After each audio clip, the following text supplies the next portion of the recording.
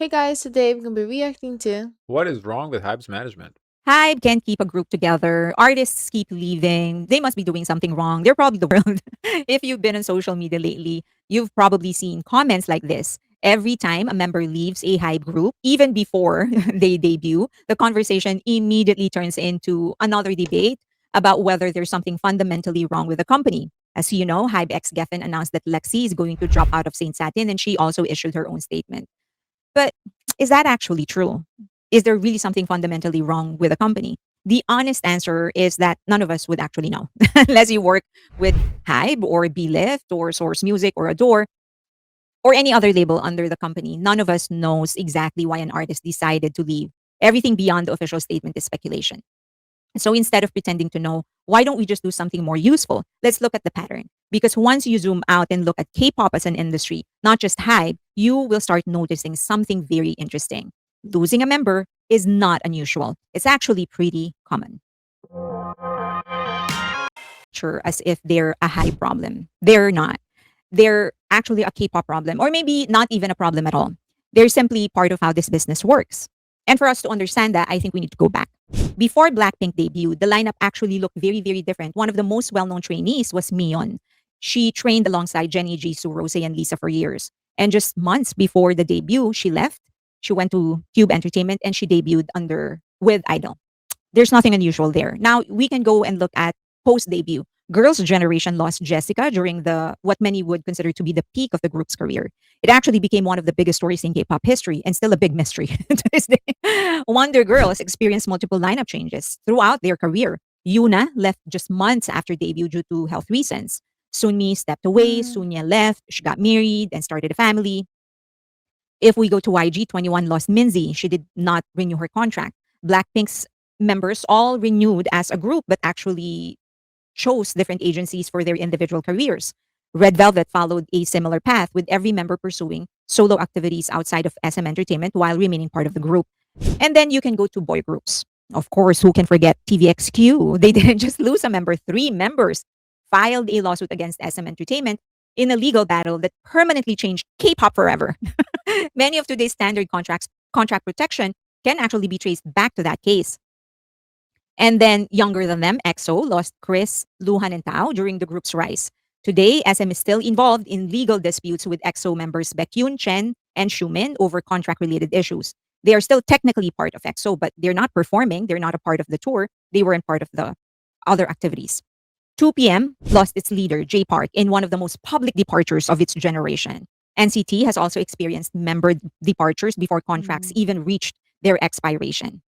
The point isn't that every departure is the same. They're actually not. Some are lawsuits, some involve personal decisions, health, scandals, or some just that makes come down sense. to different career goals. The point is actually much simpler that every major agency has experienced this. SM, YG, JYP, HYBE, and even smaller agencies that we don't usually hear about. So if every company in the industry has gone through member departures, maybe the better question is not about why HYBE is losing its artists. Maybe the better question is why it feels like HYBE is losing more artists than everyone else. I think the biggest reason people seem to think HYBE is losing more artists than other labels is that they're trying to think, or they think of HYBE as one management company with one roster of artists. It's not. It's a conglomerate, and they have Big Hit, Pledis, Source Music, Bill Lift, Adore, Hybex Geffen, now ABD. Those are the labels. And each one has its own management company, their own executive, they have their own producers, they have their own way of running things. So when people say HYBE keeps losing members, they're actually lumping all seven management companies, now eight, into one. But we don't do that with other agencies. Nobody says, oh, Kakao Entertainment keeps losing members because one of its subsidiaries had an issue. And yes, they do have many management companies under But them. The why same thing is why true is with she CJ bringing E&M. Nobody everybody else? combines. Yeah, I'm not so far. I'm not really seeing the point. What we're This is trying to like accomplish what here. about his Yeah, like I'm not really getting it. Every CJENM label into one giant statistic. But people do it with HYBE. And that's why the conversation could become a little misleading. So let's break it down. Big Hit Music has BTS, TXT, and Cortis. None of those groups has lost a member after debut. Pledis has 17, they're intact. Same thing is true with KOZ, with Boy Next Door. Then you have Source Music. They have Les Seraphim, and they lost one member shortly after debut. Now, B-Lift Lab actually lost Yongso for Islet, but that was before debut. And Hypen lost Evan or Hisong, but he stayed with B Left Lab and he is pursuing a solo career. I think Adore's situation is a little different, so it's better to have a separate conversation about that. You actually separate the labels instead of lumping everything together. The picture actually looks very, very different. I'm not saying that HYBE does not have a problem. It clearly has, but every large entertainment company or every company for I don't even see that it has a problem. I'm not really sure why is losing a couple members considered a problem. Hmm. Like, people change labels all the time. Like, as long as the contract permits, especially like in Lexi's case, that because before debut, so before there even was a major contract, I'm sure they had some sort of minor contract for trainee days, right? But probably right before they had to sign the big deal, for the group, Saint Satine, she probably saw, maybe it was the commitment. She saw, okay, you signing your life for 7 years. She's like, too long. I don't want to do that. I don't really see there's any issue with none of it, to be honest. I don't know what's the commotion. Why can't the person just change their mind and leave? Like, why do they have to be stuck with the label? I don't understand that. that matter, will have problems. It does not mean it. What it does mean is that we should actually be careful in how we interpret the numbers. Also, HYBE launches more groups than anyone else. It operates more labels, it recruits more trainees, it runs more survival shows. So it experiments with more projects, international, digital, technological. Naturally, when you increase the number of artists and projects, you're also increasing the chances that someone will leave. You can think of this you can think of it this way. If there are two companies, one debuted 2 groups and another debuted 20 groups, then who's most likely to experience more artist departure? Probably the label that debuted 20. That does not automatically mean it's doing a worse job. It's just that it has more opportunities for something to go wrong. It's a game of numbers, statistics. Many of the groups people are talking about came from survival shows: Dream Academy, Are You Next, Island. By the time these groups officially debut, fans already know every trainee. Fans have already watched them cry, compete. Fans have already picked their favorites. They've spent months emotionally investing on people who technically haven't debuted yet. And that's very different from how K-pop used to work. Years ago, companies trained hundreds of trainees behind closed doors, and people leave all the time. People are caught all the time. Nobody knew because the public never saw them. Today, the audience is part of the process from the very beginning. So when someone leaves after the survival show, but before debut, it feels like a group has already lost a member. But technically they have not. Right. I mean, she is right. I don't even feel like Saint Satine lost a member. The group never formed, so they didn't even lose a member, really. It was a trainee that left, which is, I don't know what's this video is all The about. trainees are still trainees. The company still evaluates them. They continue after the show ends. They continue with their training. And the lineup is not truly I finished wouldn't in be final surprised if until they the scrap the project. It's too much. That's what I would do. I would scrap that. I feel that project was a flop. Yeah, it gotta go. group officially debuts. That's exactly what happened with Yongso. Although she was announced as part of Islet's final lineup, she left before the group's official debut. Now, some trainees discover that the lifestyle is not what they expect once they start training. Some realize their goals have changed. Some simply decide the system is not right for them. That's disappointing to fans. That's understandable, but it's not unusual inside an entertainment industry. That's just how it goes. Now let's talk about the two groups, the two controversial groups, Cat's Eye and Saint Satin. Now, just want to make it clear that Manon has not left Cat's Eye. She's just on hiatus, but HYBE ex Geffen already announced that Lexi left Saint Satin. And whenever someone leaves any of the labels under HYBE, the question immediately becomes, oh, see, the K-pop system does not work. Why do they keep on insisting on using it? Or maybe there's something wrong with the HYBE system. I don't know, maybe. Maybe there is. But I think the more interesting question to ask is not really centered on HYBE. I think it's centered on culture. Don't you think this is what really naturally happens when you apply a Korean training system to artists who grew up in completely different cultures? Now, I don't know the answer to that. None of us does, but I do think it is worth considering. The K-pop system did not develop overnight. It's built on decades of Korean entertainment culture, long training periods, constant evaluation. I think that is a valid point that trainee system works in like a certain culture, maybe, Korean culture, which is the way they look at work, how much dedication, how much effort they're willing to put at work versus in the Western society, like in America. I don't know if that, especially with the younger generation, the Gen Z, I don't know if they're necessarily wanting to work that hard as hard as it takes to, because nowadays there's easier ways to get famous, like of social media, especially if you can get, like in Lexi's case, she got onto this program that was televised. She already, I'm sure, has some sort of Instagram popularity or TikTok, whatever platform. She just goes off her own way. She doesn't have to have a career in that. She just can be a social media influencer, and that's a way easier career. And the money's honestly probably the same, maybe better. Maybe she eats more because it's just her pie now. Yeah, because then you don't have to deal with the label. You don't have to, like, with K-pop, they don't get paid that much. Like, I'm okay, BTS, the Stray Kids, those do, but before they reach that level, they barely got paid. So, like, to go through all that, it's probably just not worth it, period. I'm surprised more people don't drop. Well, I'm sure they do, we just don't hear about it. Because she dropped, like, very late. Like, the group was about to debut, so, you know, she was announced already. I'm sure a lot of people drop, like, earlier. And collective responsibility, putting the team before the individual, strict schedule, high level of discipline, and that system has produced some of the biggest acts in the world, BTS, Stray Kids. But it also asks a lot from people inside it. Now imagine taking someone who did not grow up around that, someone who didn't spend years dreaming of becoming a K-pop idol, someone whose idea of becoming an artist looks completely different. Some people will thrive and others will realize, this is not for me. It's not necessarily anyone's fault. It's just an issue of compatibility. One example often discussed is Mano, but she hasn't departed Cat's Eye, or Lexi. When she actually left Dream Academy, when she competed there, she was not blaming everybody. She just said that it was her decision. She wanted to do things her way, and this is not for her. K-pop is not for her. She wanted to pursue music in her own way and stay true to herself. Whether people agree with that decision or not is not really the point. The point is that she recognizes the system wasn't just the right fit for her. Multiple artists from different global projects say that the system itself wasn't compatible with what they wanted. And that's fair Lucas, to this is a nothing burger. I know, I'm seeing that. at least consider whether adaptation He's plays nothing a role. burger. That does not mean, I'm not saying that Western It's artists can what's happening here to me is like, seems like there was some sort of like Twitter chatter that's some, oh, why is HYBE leaving? And she felt the need to respond to that Twitter chatter, but in reality, that Twitter chatter was probably teens not understanding how life and just how business works overall. Because I never really had any issues with idols leaving HYBE or any label, really. Like, I don't think it's a big deal. Like, it's no different than leaving your job. So, like, why people change jobs? Same reason why idols leave This is labels. because it's hype.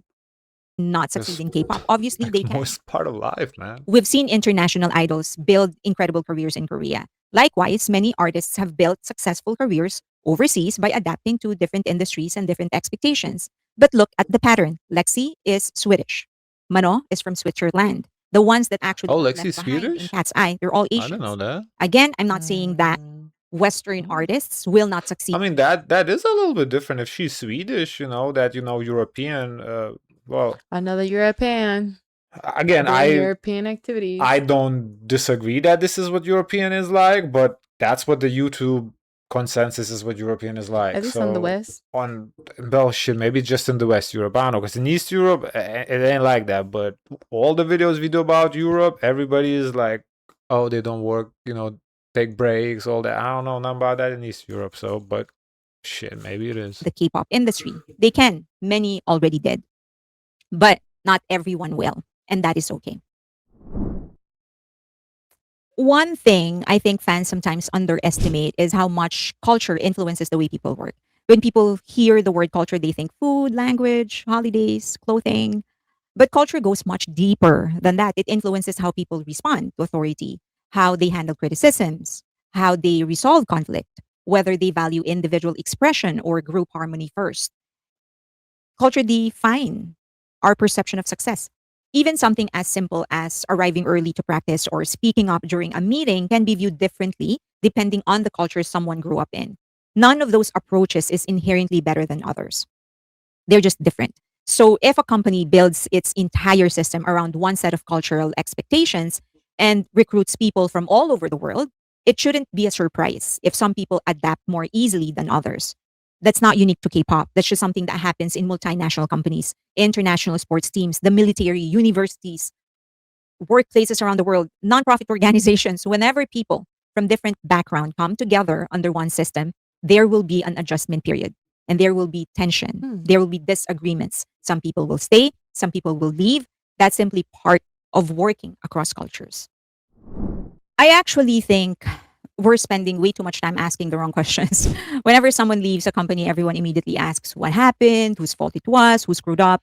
I mean, it's just curiosity. It's interesting why they left. I don't think there's like nothing wrong with asking why they left. It's just curiosity. Like, oh, I wonder why Lexi left. You know, I wonder why Manon issue is going on. I Mhm. wonder why Evan Houston left. You know, would that change anything for me? No, my life would still go on the same way as it does today. But you know, it would be interesting to know. But that's about it.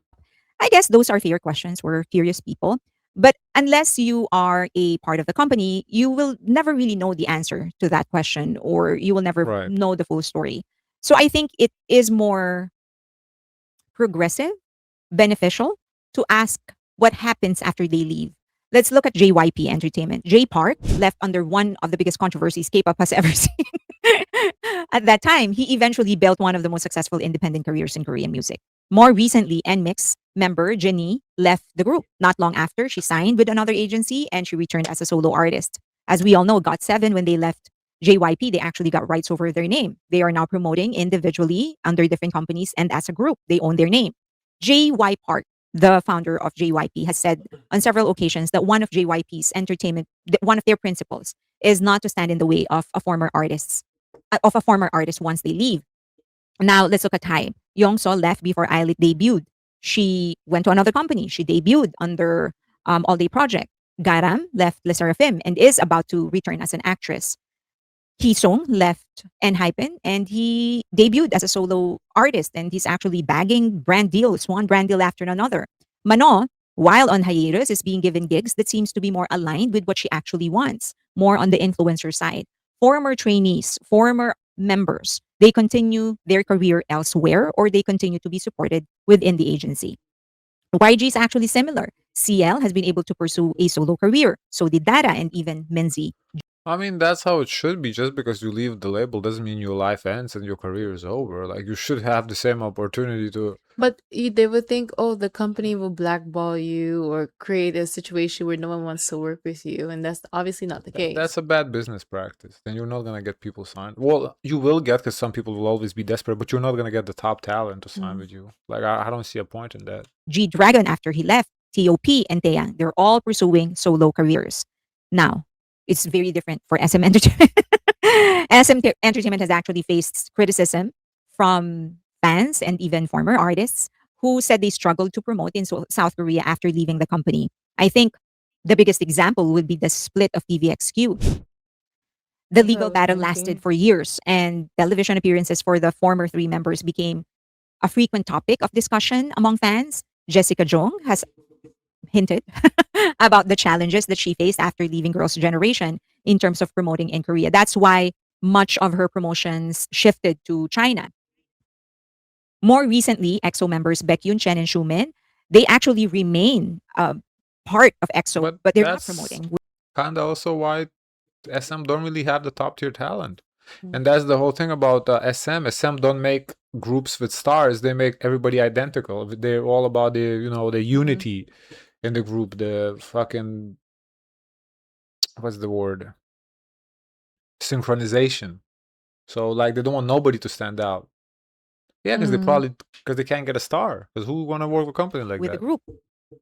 Every agency has handled departures differently. Some cases become very ugly, others remain professional. But that's I think why we should judge companies by more than just how many people leave. We should pay attention to whether artists are able to continue their careers afterward. HYBE is also a young company. People sometimes forget that. Compared to SMJYP and YG, HYBE is still going through what every fast growing company experiences: growth, expansion, trial and error, acquisitions, new executives, dropouts, scandals. When a company grows this quickly, mistakes are inevitable because that's how organizations learn.